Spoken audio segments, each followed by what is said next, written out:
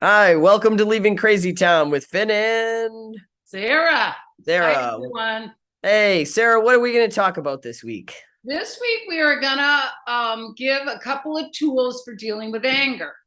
Ooh. Anger is our topic this week, and it's not necessarily an easy thing for people for a variety of reasons. One is it's not that comfortable. Sometimes it scares us. Sometimes it reminds us of our childhood. Sometimes we don't even know we're having it. And we use all kinds of other ways to deal with it. Sometimes we overreact. Sometimes we underreact. Sometimes we deny and pretend it's not happening, which doesn't work. So, we are going to give a couple of tools on how to deal with anger that we are recognizing. Right. And the Right? first tool we're going to discuss today is pausing, right? Pausing. All right. Which is part of the program. And I mean, I think, what does it say in the big book? Pause, pray, and proceed, or it just says pause? I Pause can't. when agitated. Pause when agitated or doubtful. That's right. So it's a really good tool, and it's not the easiest things to do, especially, and we were discussing this earlier, when you're seriously activated Hmm. in your body. So I was going to give an example of a pause, which was really difficult. It's just a quick example. But last year, I had to find an attorney to publish the book, a publishing attorney. And I'd gotten a few names, and my brother got me a name of a woman in New York, and blah, blah, blah. She was this well known person. Anyways, we had a phone appointment. And I got on the phone with her. Finn knows the story because I called him immediately. And within 5 minutes, I was in a rage. And in my body, wanted to kill her.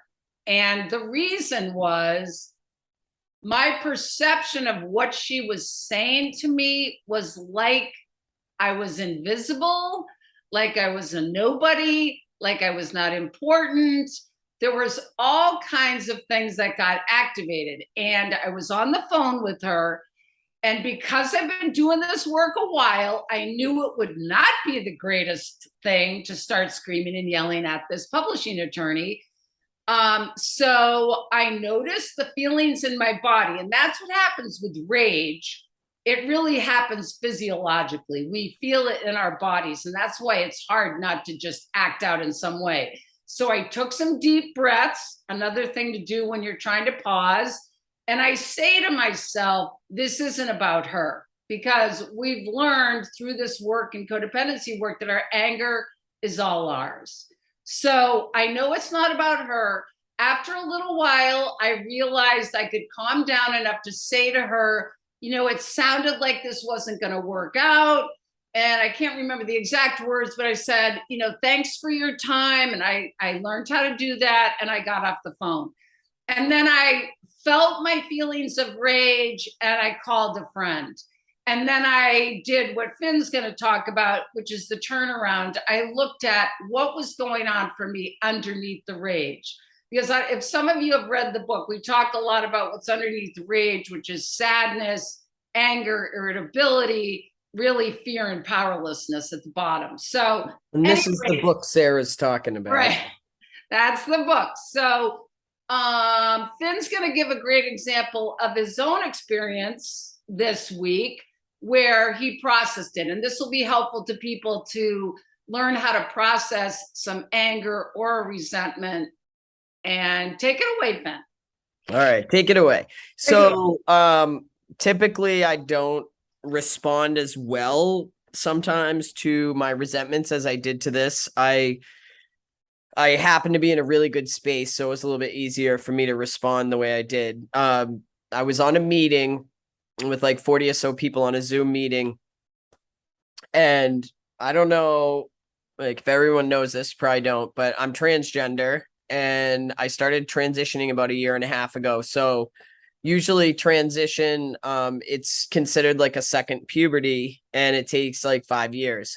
And one of my biggest insecurities is how I have hair here, but you can't really see it on Zoom because it's light. And I want to have a full beard and I have hair here. And when I was on this meeting, this is something I'm insecure about and I'm just trying to own it. I'm like, I'm growing out my hair anyway, even though you can't see it on Zoom. And I spend a lot of time on Zoom. So it's an insecurity. It's something that I know exists and I'm just going to own it. And I was on a meeting, and when a person was sharing on the meeting, they not only did they like start talking about my face, they were misgendering me. So they were saying, "Oh, look, Finn," in their share was about their problem. It had nothing to do with me, but they start pointing out about Finn shaves her face in the front and has these and like is going on about this thing that I have such insecurity about. And my immediate reaction was like, I will blankety blank deck this guy. Like I wanted to run. Actually, I was ready to just, but I was hosting the meeting, so I couldn't leave. And I felt such excruciating, like my whole body was like in flight mode, and then I went into fight mode. And I literally actually did what Sarah did to actually get to the place where I could look at what was going on. And I didn't do anything. I just paused. And I was like reeling in my head. And so he's like, "Oh, look, Finn shaves her face in the front and has, and I'm just like, oh my God, is this guy really talking about like something I'm already insecure about?" And now I feel like 40 people on the meeting are all looking at me. It was so humiliating. And I was so mad. So the meeting ended, and I was looking at like what, the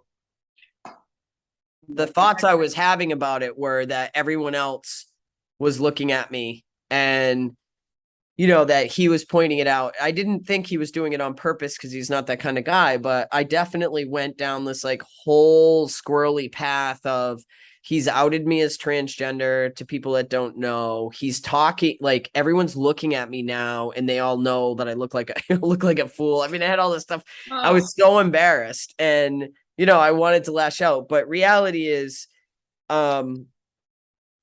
acting out and like saying anything or running from the meeting wasn't going to change the scenario. So I looked at it like, all right, there's a little kid in me that has this fear of not being loved and accepted and not being right. And, that was really what was going on. That was being activated for me. And then my history, if somebody hurts my feelings or puts me in a situation like that, I don't usually say anything because I'm like, it happened, it's over.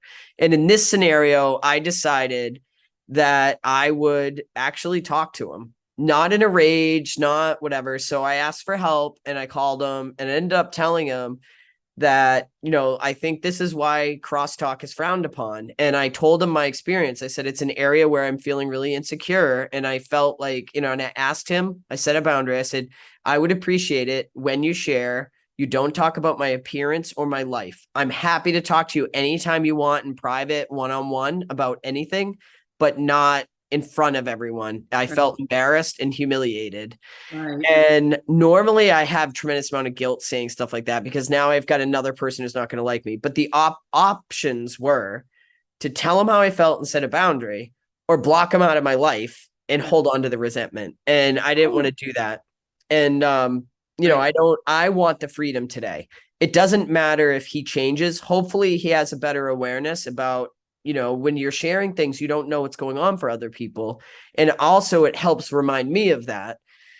But, he responded really well to my boundary, but he also responded in a way like, I feel so ashamed, and then started spiraling down. And I'm not owning that. That's not, I didn't tell him things in a mean way. I was very compassionate about it, and how he responds to my boundaries up to him.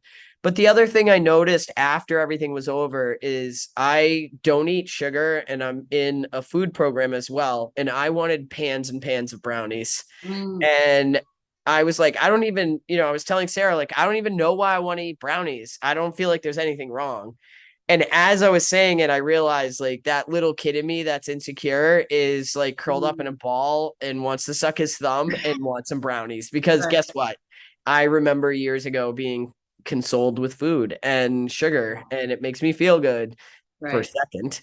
And instead I decided to have some tasty tea and just like be honest about how I'm feeling. So I don't know if that was a good job explaining it, Sarah, or you said so many important things. I'm just going to do a couple of comments on it. So many important things. One is when you were initially talking about it, you said he said this thing, and I'm sure he didn't mean it. And that's one huge thing we talk about with the turnaround.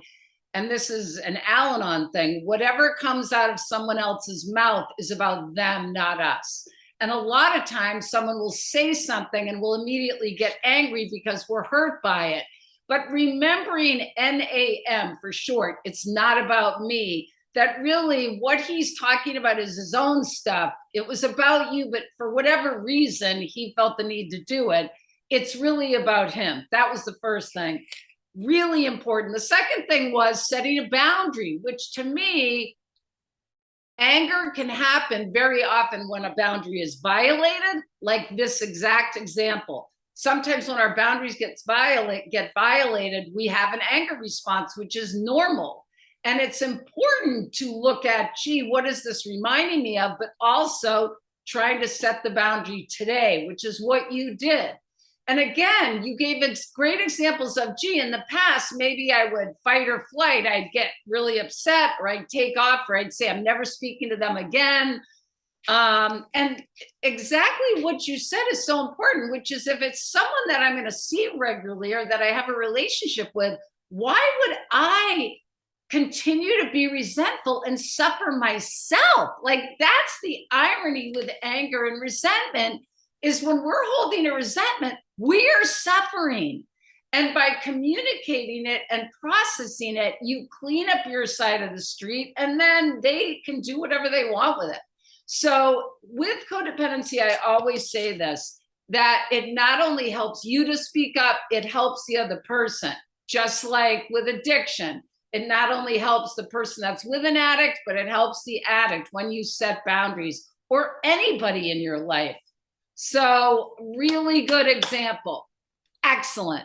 Thank you. And I hope you guys got something out of this. And these are just a couple of ways to deal with your anger if it comes up, and really look at what it activates and what's underneath it. And a lot of times it's fear or sadness or grief, or like Finn said, humiliation, powerlessness.